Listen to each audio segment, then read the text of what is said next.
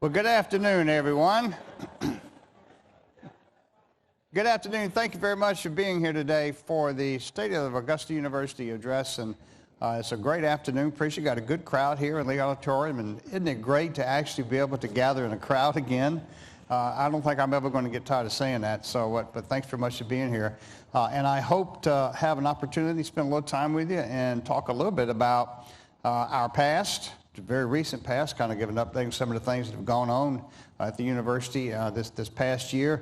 Talk a little bit about now, and especially as I'll give you a little prelude, that we talk about the strategic plan a little bit, what our future might look like. And I think our future looks incredibly bright. And I'm really excited to be able to share that with you today. So again, thanks for being here. We got some folks looking at us on the live stream as well. And just a great time to be able to spend some time with you. First off, let me tell you, do we have some new folks here? We got a lot of new folks. I'm going to recognize just a couple of them. Now, the danger in doing this is I'm going to forget somebody or overlook somebody. So if I don't mention you, it's not that you aren't important, just that I just didn't remember to put you in here. So whatever that means. So forgive me for that. But you figure it out, okay? First off, let me point out Dr. Mark Austin, our new Associate Provost and Dean of Augusta Online. And I'm really excited about, of course, Mark being here, but what he represents and what the whole Augusta University Online represents for us. It's an opportunity for us to really get a jump in an area of education that's become widespread and huge. Everybody knows about online education, but we're going to do a little bit differently here. We spent a lot of time trying to determine how best we could do online education here at Augusta University. And Mark's going to bring a great deal of expertise to us to help us do that, essentially all the back office stuff associated with online education. We're going to provide a concierge service for students that want to receive their education online. It's a special category of students, and they require special attention, and we want to make sure we're able to provide that attention to them. The faculty are still going to do the teaching. Now, that's not going to change, never will change, but we're going to take some of the load off the departments and off the faculty through the registration process and the student aid process and all that sort of thing that goes on behind the scenes, so that the students can have that personal relationship with their faculty member and get that education that they need. So, Mark, welcome aboard. We're glad to have you here. We really look forward to seeing what you're going to be able to provide for us. No pressure, Mark. Brad Warren is the new Dean of Libraries. We're really excited to have Brad here as well. He's going to be starting, I'm looking at the Provost now. So it's starting here pretty soon, I think. He's not actually here yet, is he? See, Neil didn't know I was going to call on him in the audience. There he is! Oh, forgive me. Well, good to have you here. Why don't you stand up again and make sure everybody can see it out. Yeah, there we go. Oh, outstanding. Thanks, Brad. Appreciate you being here and look forward to the great things. No pressure on you either, but we expect that you're going to completely revolutionize how we view libraries here at Augusta University. No pressure. Thanks for being here. Look forward to it. And Mark Lane, a new VP for Communications and Marketing. Now, I'm pretty sure Mark is not here yet. Is Mark in the audience? Is he looking at us online, maybe? I don't know. No, he's not here yet. He will be joining us over the summer, and we're excited to have Mark here as well. And, of course, you know the guy on my left, your right, which is that? It's on your left, okay. Let me introduce Wade Popejoy, who is the new interim CFO for the health system. Wade joined us a couple, 3-4 weeks ago, and we're delighted to have him here as well. And you may have heard that I'm not new. I'm not new for a lot of reasons, but I'm not new here, okay? But I am going to be, I am now serving as the acting CEO for the health system as we move our health system forward in some really exciting ways there too. So if I'm a little distracted when you see me, it's because I'm trying to wear both hats. This is, they chose the title acting intentionally, and that will be a short time, but I'm really excited to be spending a little more of my time with the health system and with our health system leadership as we move that great institution forward as well. So if I missed anybody else, if you're new, raise your hand. No, don't do that. But if I missed anybody else, I apologize, but we're just so glad to have you here. Rebecca Carroll, you're not new, though. You're not new. No, she's not new. But everybody knows Rebecca, our new Chief of Human Resources. So And like I said, I knew I would overlook somebody, so forgive me for that. Let's talk a little bit about strategy. When you talk about strategy, you have to talk about strategic plans. And many of you have heard me say, and I just have to say it again, I've never been a big fan of strategic plans. And I know as a president, you might find that a little hard to believe. But I've been at 3 or 4 or 5 different institutions, and I think I've been there every time a strategic plan was done, and it's always the same thing. You get a room filled with a bunch of really important people, and they put all these white papers around and put all kind of important things on them, and that gets condensed into a big document, and it gets put on the shelf, and people forget about it for 5 years until it's time to do it all over again. And it really doesn't have any major impact in terms of what the institution does. But this strategic plan is very different. It truly is like no other. And I'm incredibly excited about what creating a legacy like no other, our new strategic plan for the university, is going to do for us, because it accomplishes a lot of things. Yes, it does the hard work of putting together strategies and important topics we should be dealing with and sort of a roadmap to get there, but it does it in a very unique way. And it takes advantage of the unique things that we have here. And as I'll talk about at the very end, that's what's going to set us apart. And that's what's going to make us even more unique and special than we are. So I can't thank all of you enough for helping us put together this strategic plan. There are a number of strategic initiatives that you would recognize right away: learning, community, student success, stewardship, and discovery. All of those are things that you would instantly recognize. But how we go about doing those things I think, is very unique. And it takes advantage of the 2 legacy institutions we have that, as you know, were consolidated almost 10 years ago, believe it or not, to create what is now Augusta University.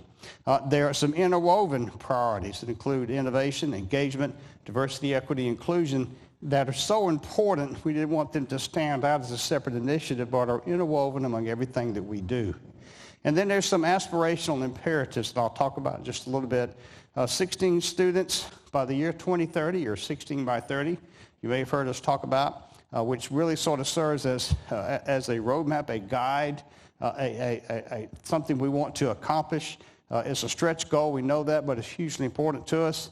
60 by 30 is having our medical school become one of the top 60 medical schools in the country, according to NIH funding, by the year 2030. And then the Carnegie Community Classification of Engagement is something that we're also going to be striving forward to, because this university can't survive without Augusta.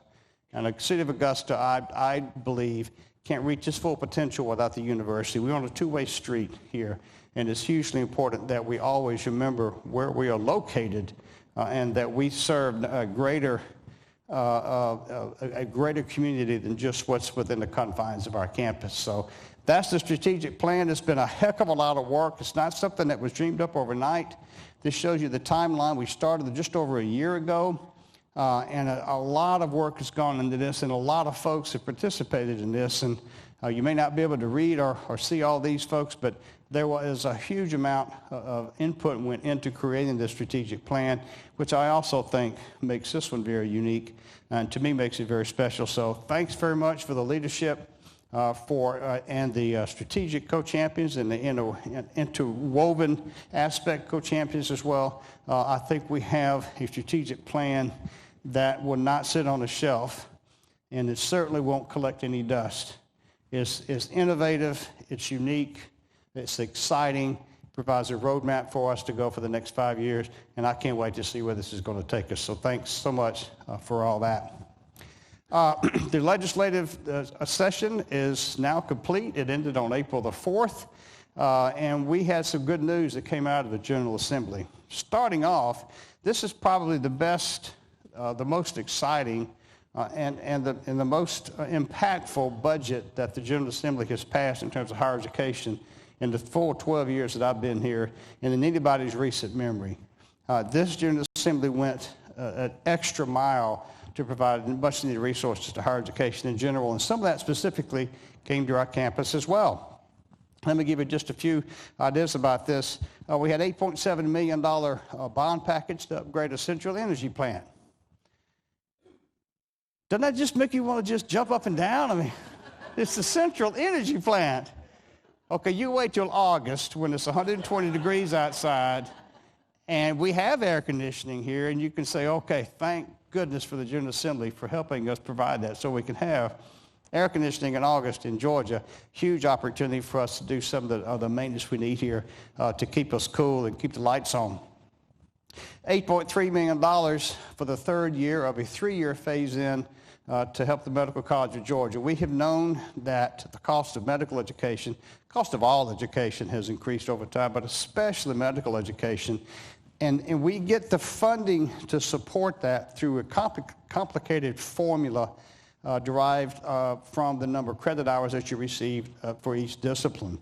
We, for the last 4 years now, have gone to the General Assembly and asked for a 3-year phase-in of roughly $7 million a year to give us a total of $21 million in recurring money to help us to make up for 20 years since the formula has been increased. And the General Assembly has done it every year except the COVID year, and we'll give them a break for that. They topped off the third year with $8.3 million, and most of that comes to the medical college, a little over $7 million of it does. Some of it goes to dental college and some to the vet school in Athens because they are also part of that Formula 5.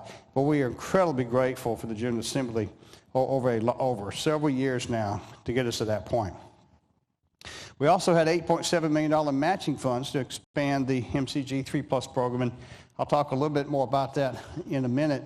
But this was an opportunity for the state of Georgia to match a contribution that came from the MCG Foundation.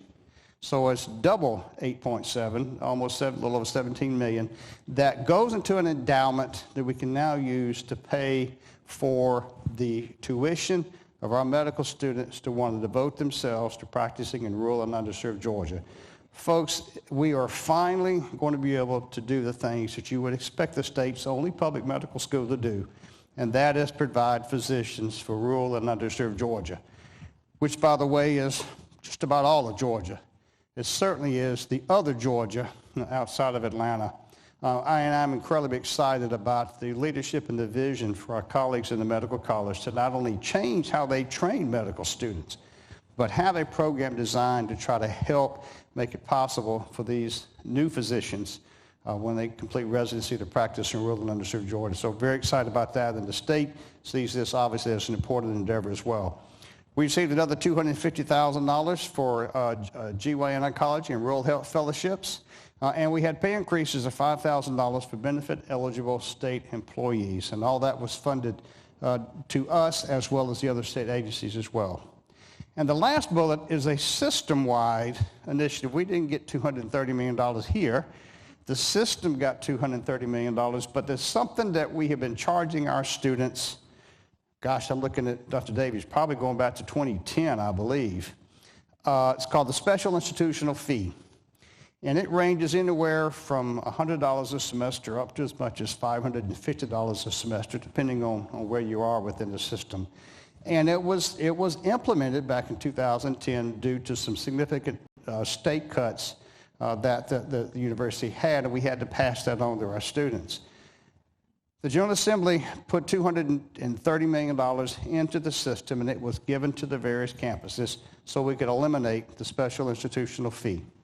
This is a huge windfall for our students across the entire state of Georgia, but also for our students here at Augusta University too. It helps save them that having to pay that fee, but at the same time, money comes to us, so we're budget neutral. So thank you so much to the General Assembly for all the great things they did. And this is just that which is specific to Augusta University. Now that allows us to make some very strategic investments, and I'm showing you this just to kind of give you a feel for where the administration is putting the money that we receive, both through tuition and from the General Assembly. On your left is the FY21 strategic investments, and on the right is the FY22 strategic investments. And since that doesn't really end until another couple months, we're still in the process of making some of those investments, so this will go up.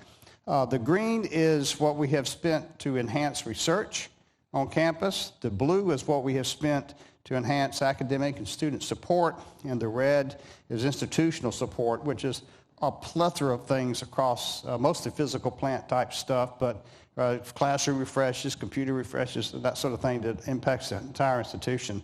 And this just sort of gives you the breakdown over the last 2 fiscal years of how we spent this. $43 million in FY21 and right now $35 million in counting for FY22. And that's due to all the hard work that you all do. And thanks so much for leadership and helping us craft the best way to spend our resources. This is a game changer for us as we move forward, and again relates back to the great support that we get from the state and from our system. Let me shift gears to philanthropy. We have an incredible advancement team here that has been raising money, sometimes quietly in the background, sometimes loudly up front, and we always want to celebrate that. But they have done just an amazing job over the past several years. And the top sort of table there shows you the total gifts and commitments from FY18 of about $12 million. And look where it is in FY22. Year to date, and still counting, at $32 million. 136% year-over-year increase in fundraising from FY2018 to FY2021. Boasting FY 2022 totals to date of more than $32 million and still counting. Increased nearly 200% in scholarship fundraising from FY18 to FY21. Realized an aggregate increase of 18% from 18 to 21 and raising funds for financial needs-based scholarship. And boy, that's something we desperately need in this too. We got the Hope Scholarship, and that's wonderful.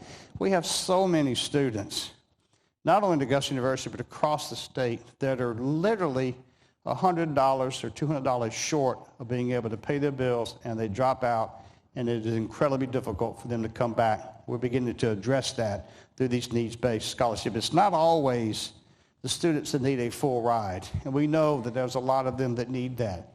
But it literally, $100 can make a difference. It can keep a student in school. If we can keep them in school, we can get them to graduate.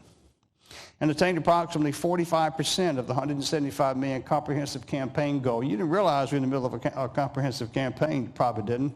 That's why it's called the quiet phase.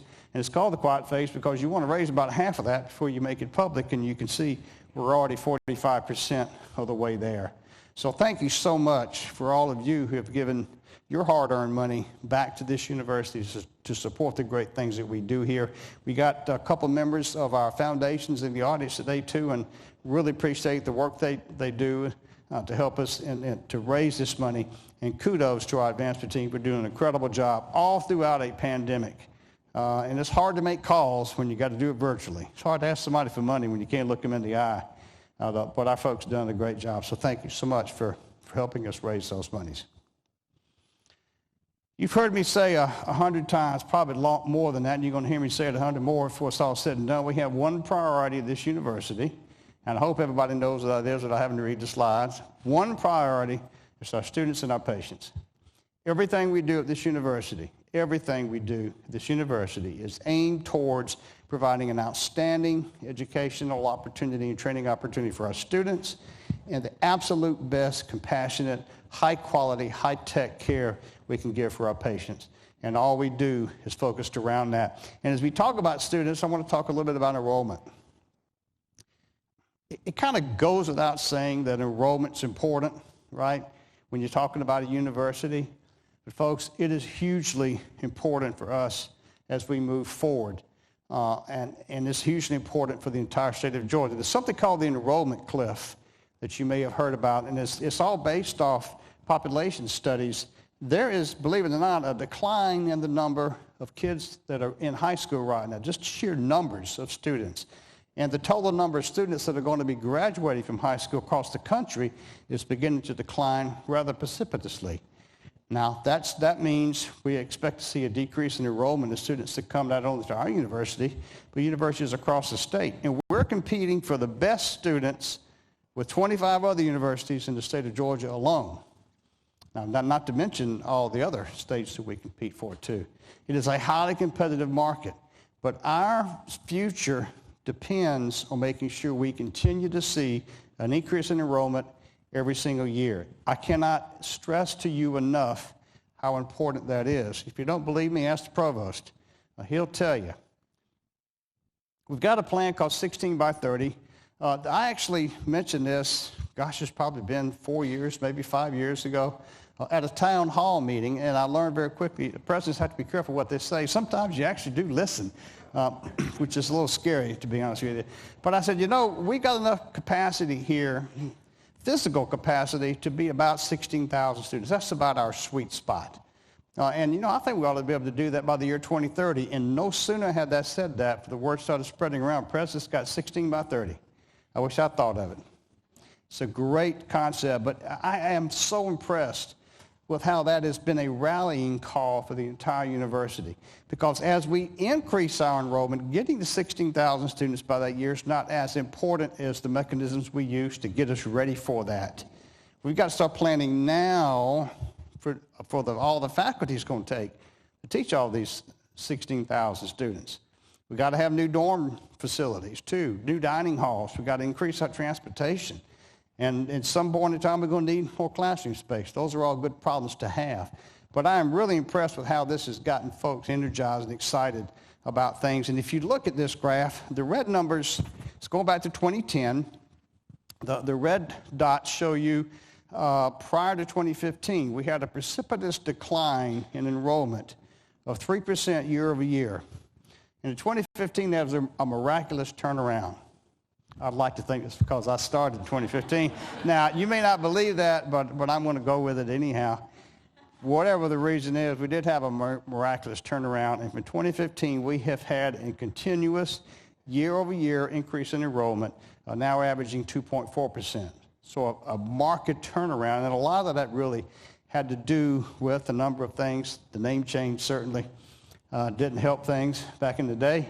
We're done with that. We've got the new branding. You all know that. And that has really made us feel more like a university to a lot of students. And that's, I think, contributed to this as well. But look at the plateau. See, although between 2020 and 2021, we did have an increase in enrollment, but it wasn't a real marked increase. It was still an increase. But last fall, 26 campuses in the university system of Georgia, okay, from the University of Georgia and Georgia Tech, all the way down to Southwest Georgia and East Georgia State small universities and schools.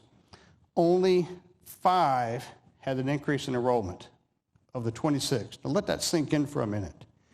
Only 5 institutions had an increase in enrollment of the 26 campuses in the entire state of Georgia, and Augusta University is one of them. Now, it was only 41 students, but that's okay. We still had an increase. It makes a huge difference, and you can see the other increases shown there. Georgia Tech, 10.3%. You know what the biggest reason their increase in enrollment was? They have got the largest enrollment in a master's degree in computer science of anybody in the country. It's like 10,000 students a semester they have enrolled in that one course. That's why we're focused on Augusta University Online, because it will increase our enrollment significantly and offer this degree that we all know and love throughout the entire country, if not indeed the entire world. And that's so as an aside, that's one of the reasons we're singularly focused on that. Now, if you look at our enrollment for fall of 2021, the green circle and the red circle, we had a robust increase in graduate enrollment. And thank you very much to all the deans and our graduate dean for focusing on our graduate enrollment. Our College of Education really hit the ground running on this, and they really saved us this past year, so kudos to them. But our undergraduate enrollment actually declined, and it declined 3.2%. And if we look at why that is, a lot of it has to do not only getting kids in the door, which is important, but keeping them here and getting them out with a degree. We normally lose about 800 students a year, and that's kind of the run rate we've had. When I say lose, these are students not graduating. That's the good news. But students that are somewhere between their freshman year and their senior year, they leave us for a variety of reasons. Now, yes, some of those students do transfer, but a lot of them just either stop out or they quit or they flunk out. This past year, we lost 1,000.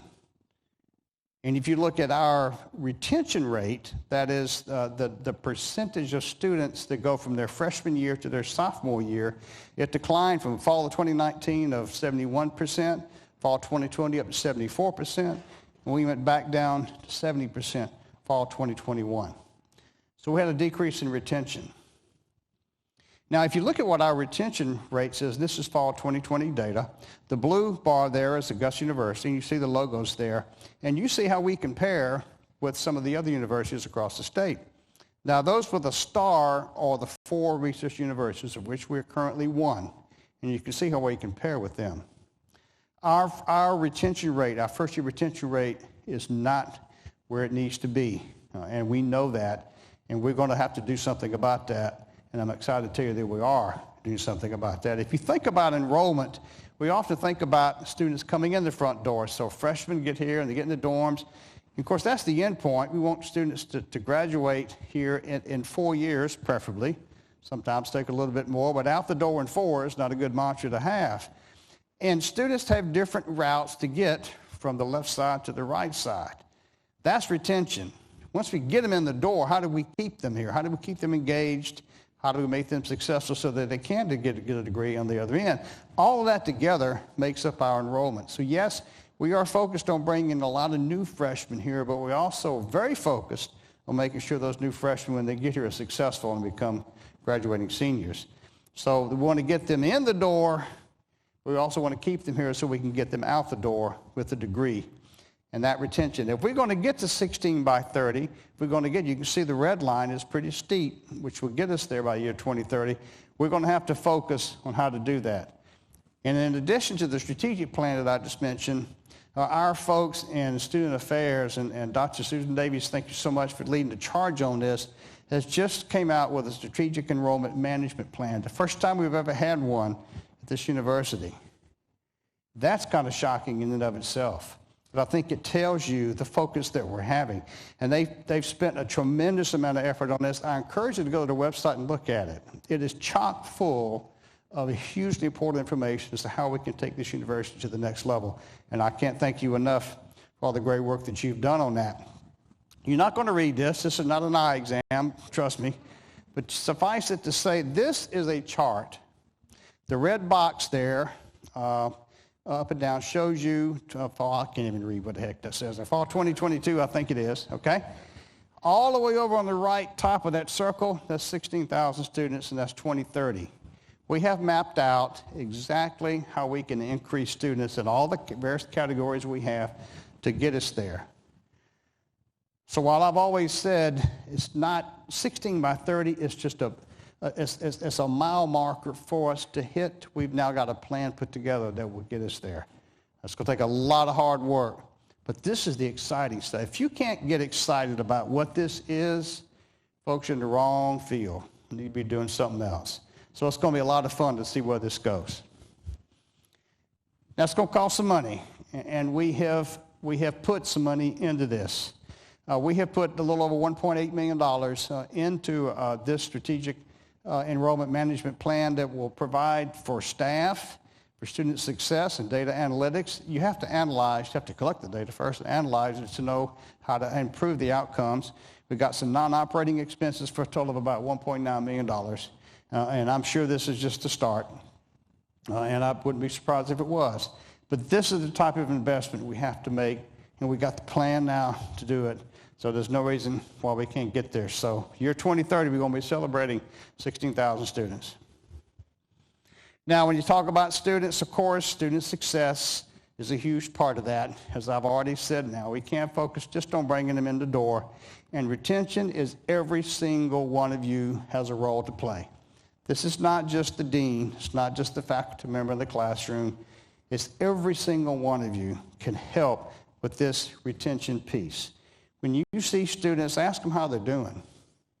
Smile at them, say hello, tell them how much we appreciate them being here. That makes a difference. When you go home and you're at reunions or wherever and you're talking to folks, you're going to run into the folks in the neighborhood that got high school kids. Ask them where the kids are going to go to school. And if they're not visiting to Augusta University, shame them into coming here. This is a full court press.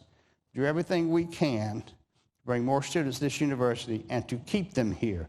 It's all your responsibility, and I appreciate very much you all taking it seriously. Now, you've heard about the 3+, change the gears slightly, the 3+ program. I mentioned it earlier, but this is a radical approach training medical students and addressing the physician shortage we have in Georgia.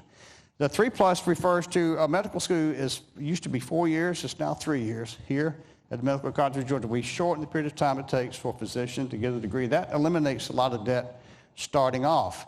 And then we ask these students if you would do this program and then choose a residency program in the state of Georgia. It could be primary care, OB-GYN psychiatry, or general surgery. And then promise to practice in rural Georgia. We give you free tuition. So you get to go to medical school 3 years for free. You practice in rural underserved Georgia for 3 years, and you paid, if you will, for your commitment. And we're hoping that we can get those students in rural underserved Georgia. They'll stay there. That's going to help address the physician shortage we have here. This is the first cohort of the 8 MCG 3+ students. It's a great looking group of medical students from all sorts of different backgrounds, from 8 different cities and 5 Georgia counties. And they are well on their way to becoming the next physicians for the state of Georgia. With the process of starting the next cohort, our goal is to go from 8 students a class to 50. We'd like to be able to have enough resources where we could have 50 medical students agree to do this, cover their tuition to go to medical school for free, and then we'll finally address the physician shortage in the state. So again, thanks to our colleagues in the medical college for having true vision and leadership to be able to do this. And stay tuned, there's going to be some exciting stuff. And we're getting folks to realize the importance of it because they're raising money going towards this, and our good friends in the legislature are matching it. Excuse me. Now, research obviously is what we do. It's in our DNA. It's a huge part of who we are. We are one of the 4 research universities in the state of Georgia, and we had great successes in research here recently. So we're not satisfied with just 16 by 30. We know that the Medical College of Georgia has been ranked in the 70s for decades. If you look at NIH funding across the board, that's not good enough. We should be at least in the top 60, and now we're on a path to become ranked the top 60th medical school in the country by the year 2030. Excuse me. And we're making progress in that way. This shows you in the blue bars the total amount of sponsored funding we have, research funding we have. We had a record year back in FY21, and the yellow dot shows you the total number of NIH awards we've gotten and a record number of NIH awards. So we're well on our way. That generates indirect cost, which we can now turn right back into supporting research. We had a record-setting year in FY21 in indirect costs, and I believe we're on track to be at least that much, if not more, in the next year. So thanks so much for all the great work our researchers are doing. Now, there are a lot of ways to increase faculty, and we're doing it in some very strategic ways called cluster hire. And what you do is you bring in a large number of faculty who all share a common interest in a particular field.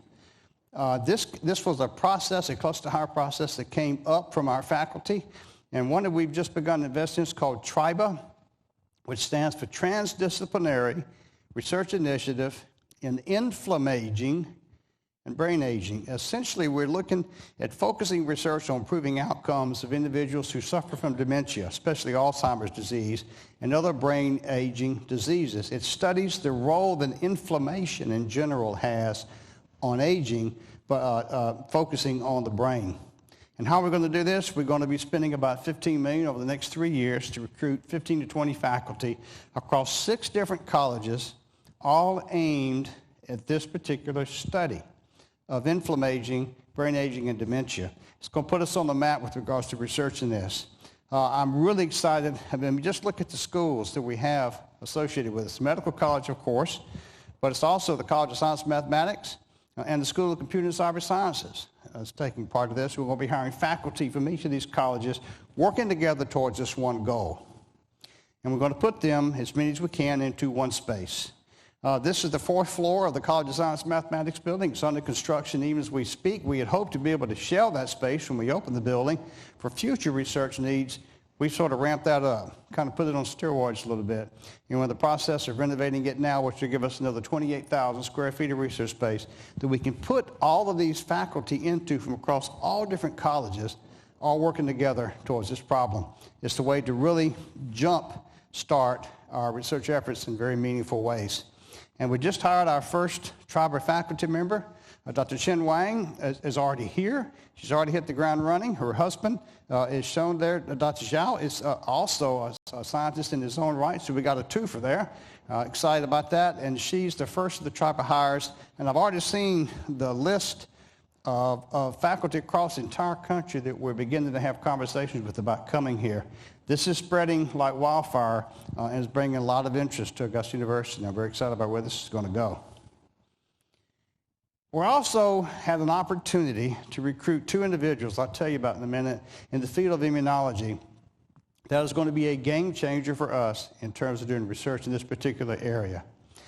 We just hired Dr. Lynn Hedrick and Dr. Klaus Ley. They're coming to us from the La Jolla Institute. They're world-renowned scientists in their own right. And both of these individuals are GRA scholars, Georgia Research Alliance scholars. Dr. Wang, I showed you just a moment ago, is also a Georgia Research Alliance scholar. So we've had 3 of those scholars that have been funded by the GRA in the past 6 months. And this is the first husband and wife team that the GRA has ever funded in terms of scientists. They will start in the middle to latter part of the summer. They've already made numerous visits here. They've got an advanced team that's already coming this way. And they're going to bring a whole slew of faculty. We're hoping somewhere around 15 to 20 as well, across several disciplines that will be focused on the study of immunology. Think COVID, okay? We're going to have research strengths here that can now help us address the next phase of what pandemics might be like, as well as a huge plethora of other types of diseases and abnormalities that occur involved in immunology. So really excited about what this is going to do and what this is going to do in terms of ramping up the research that we do here. Shifting gears yet again, we've got a number of capital projects that are underway and will be going. I just want to sort of give you a heads up about what that's going to look like. As I mentioned, right now we're in the process of funding and supporting the build out of the College of Science and Mathematics. It's going to take us a little while, but we're going to get there. We're trying to stay ahead of the faculty that we have coming. We're going to be building a new data center. Dr. Castorf would be the first to get all excited about this, like a kid at Christmas about this. So please, when you got 4 or 5 hours, get together with him. He'll tell you all about it. It's a great opportunity for us to move our data center out of a basement that floods. It's not a good thing to have, as you might imagine. The Greenbelt Library renovation is funded, and I believe it's already underway. And we're going to be renovating the Christenberry Fieldhouse. Finally, going to be renovating the Christenberry Fieldhouse and take that old tired facade and make it something we can all be proud of. And that's sort of stuff going on now. In the next 1 to 2 years, drum roll please, we are going to have a new parking deck on 15th Street. It is going to happen, folks. I've been saying that now I don't know how many years. It's finally going to happen, I promise you. We're in the process of doing design on that now, and we hope to be able to break ground by the end of this year, and then about 12 to 18 months later, we'll have a parking deck that will help hopefully address some of the parking problems we have on this campus. Let me go ahead and tell you right now, it is not going to solve all of our parking issues. The days of being able to park right in front of your classroom and your office and get in your car and go to your next classroom, those days are long gone, and we know it. But if that's the price of freedom and progress, I'll take it. So that's underway and will be coming out of the ground soon. We also got approval for the Coppin Student Welcome Center. This is going to give us a chance to have the type of place where high school kids and their families can really come and see what Augusta University is really like. We're going to be doing that. It'll be coming out of the ground here pretty soon, and we're excited about what that's going to do for us. So that's in the next year or two. Now, there's some preliminary planning. I want to emphasize preliminary. What that means is that we're talking with the system office yet, but they have not approved any of this yet. So bear with us. Over the next 2 to 3 years, we're beginning to take a look at what to do with Annex 1 and 2 in terms of replacing it. Much needed, we know that. And we're already talking about what Building 3, the Cyber Center, is going to look like. As you all know, we're the home of the Georgia Cyber Center. It's the largest single investment of any state in the country in cybersecurity. $100 million, 320,000 square feet down on the river, and a parking deck provided by the city of Augusta. We got another 7 acres to build on. We already have filled those 2 buildings. We're looking to see what building 3 will look like. And this will give us a chance to expand and increase our School of Computer and Cyber Sciences, as well as bring more business, industry, and government into that facility as well. So very excited about that. And then for the next 3 to 5 years, what we hope you will see, I mentioned that we have to have things for 16,000 students, one of those student housing. We know we need a new dormitory. We know that. We've been having conversations with the system office for about a part of 2 years about that. We're going to keep after it until we can. We're at maximum capacity in those 2 dorms we currently have, and our freshmen are bleeding over into what was supposed to be the graduate dorm. That's a good problem to have, where we have to have new student housing. We need a new research building on the health sciences campus. And we've already done a tremendous amount of planning to see what that might look like. It's going to be a monster, but it's something we desperately need if we're truly going to reach the levels of research that we all want. And that's in the planning stages. And then we have to have a student engagement center. A center, think student union, think classroom building, think place for students to hang out. We need that on the health sciences campus. The facility we have is woefully inadequate. And if we're going to want to have a bunch of students come here, they've got to have a cool place to be when they get here. And we know that. So that's planning underway. Stay tuned for that. So that's sort of the past, that's sort of the present, and we need to be focused on tomorrow. And that's what really gets me excited, because I know what this university can become, but it's going to take, again, a full court press in order for us to get there. We need to make Augusta University a destination campus. It needs to be a place where folk want to come to get their education. We already get more than 50% of our freshman class coming from out of area.